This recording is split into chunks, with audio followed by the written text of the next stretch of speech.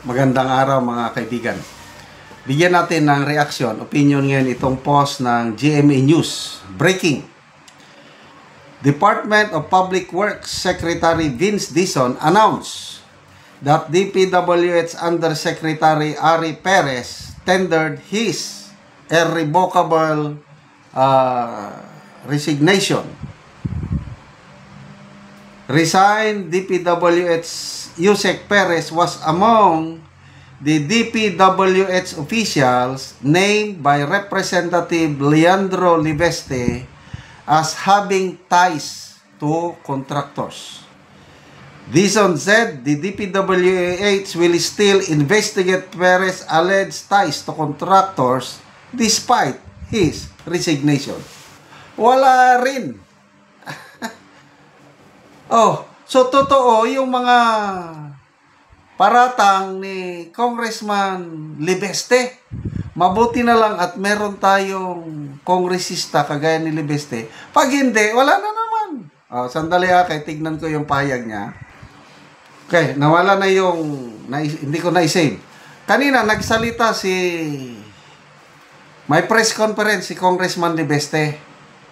Sabi niya na may mga informasyon na tanggap ko na ang team, yung mga inappoint ni Secretary Vince Dizon, may koneksyon sa mga contractors.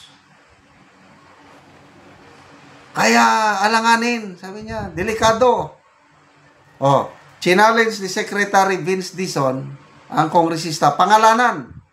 Ayun, pinangalanan. Okay. Yan, si Yusek or Asek, Ari Perez. Yan. Maraming nagsabi sa akin, sabi ni Congressman Libeste, masama ang record niya pagdating sa bidding sa DPWH. Yan, inappoint ni Secretary Vince Dizon yan. At siya daw ang mamamahala sa bidding ng DPWH projects. Delikado tayo niyan. Yan ang akusasyon. Ngayon, biglang nag-resign. Anong ibig sabihin nun? Kung malinis sana, kung malinis itong inakusahan na, sandali ito na, nakita ko na. Kung hindi alanganin ito, bakit siya mag-resign? Di sabihin niya, wala, malinis ako. Irrevocable resignation.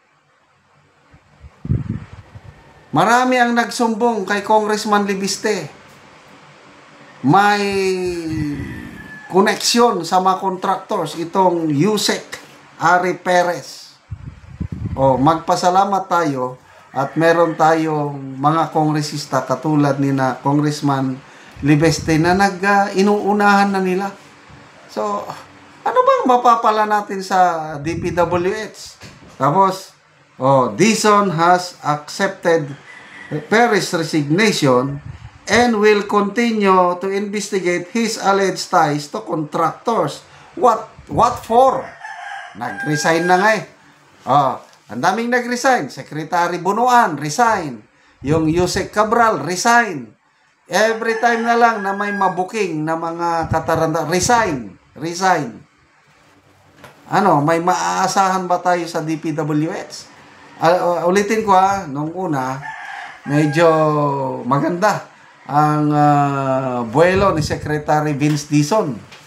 Kaya lang, medyo nagbago ang ihip ng hangin. Ako, personal ko lang itong opinion. Parang lumalabas, selective justice din siya. Pag sabi ni Ombudsman Remulla na imbestigahan ang koneksyon, Diskaya at saka yung pamilya ni Bongo, mabilis, yes. Paano? Yung hamon. Ang daming naghahamon sa kanila. Imbestigahan nyo naman ang mga flood control project sa Ilocos Norte at Leyte. Ginawa na ba nila? Wala. May nabalitaan na ba kayong nag-inspect ang ICI? Itong Secretary Vince Dizon sa Leyte? At saka sa Ilocos Norte? So far, ako wala. Ano yun? Pinapabayaan lang hanggang kung yung text pa ni yung post ni Congressman Pulong Duterte, meron daw Ilocanong kongresista nagkukumahog sa pag-repair sa mga substandard na mga flood control project sa kanyang distrito. Kaya baka maabutan na ng ICI. Oh, Secretary Dizon, ipakita mo naman na wala kang pinipili. Masipag ka naman kaya. O bakit hindi nyo puntahan ang Ilocos Norte Atlete? Bakit ang bilis ninyo pagdating sa mga aliado ng mga Duterte? may nabasa pa akong post kanina na, although post lang ito wala pang mayroon daw balak magkandidatong vice president. Dali hindi ko mahanap yung post. Merong nagpost, dating kasamahan daw ni Secretary Dizon, I don't know what agency, sinasabi niya na may plano daw na kakandidatong vice president si Secretary Vince Dizon sa 2028. Yun, post lang yun, walang So, hindi ka mananalo. So, I don't know how true kung kakandidato pa o hindi. Basta, as of now, challenge dito sa DPWH dito ako bumibilib kay Congressman Leandro Libiste dahil gusto niyang maalis ang kickbacks sa DPWH na itong budget sana ng 2026 ipababa by 25% ang mga cost of materials sa DPWH budget. Ayaw ni Secretary Vince Dizon. Wala na daw siyang magagawa. What? Bakit walang magagawa? Na ongoing pa rin, deliberation pa lang, walang magagawa. Sayang, sabi ni Congressman Libiste, 150 billion pesos matitipid natin gobyerno kung ipababa yung overpriced cost of materials. Ayaw Kaya medyo nagduda na ako. Nung una, bilib ako dito sa DPW Secretary. Ngayon, yung bilis niya na imbestigahan pamilya ni Bongo, connection with Diskaya, ang hina niyang mag-imbestiga sa Ilocos Norte Atlete, tapos ito ayaw niyang ipababa ang overpriced cost of materials ng DPWH to 2026 project. Wala na. I don't know kung anong mangyari sa DPWH under his watch. Salamat mga kaibigan sa inyong pagsubaybay sa channel na ito. Nakakatulong kayo ng malaki sa tribong Talandig ng Bukidnon dahil ang sweldo po natin ay pantulong sa tribo. Namimigay tayo ng libreng yero at pako sa kanila para makapagpatayo ang tribo ng mas maayos na tirahan. Panoorin nyo ang video na ito.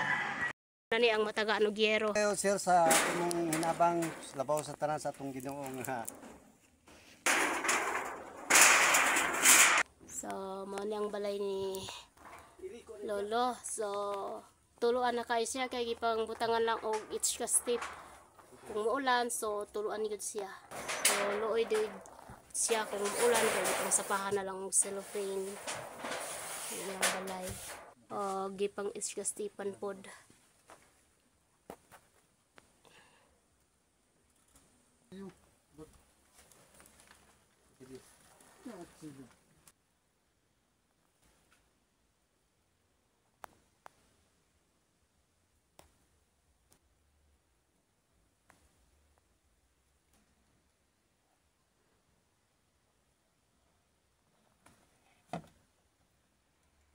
Sa pila na ni katuig ko lang imong balay sa 9 ani na. 14 na katuig. So 14 years na. So aya pa napulihan og yero kol. Daw aya pa gyud. So nganong ka aya pa man mapulihan og yero? Aya pa gipulihan kay na diyan magbagyo, wa pa ni maghigbaggyo na. So Natulpod gibagyo nga nasuluyan. Pila na imong edad? 66. So 66 na ka. So na kay mga anak kol. Unong kabok. So anong kabuok? So na Duha ang wala magkapamilya. so duha ang wala ka pamilya. So asa imong asawa day?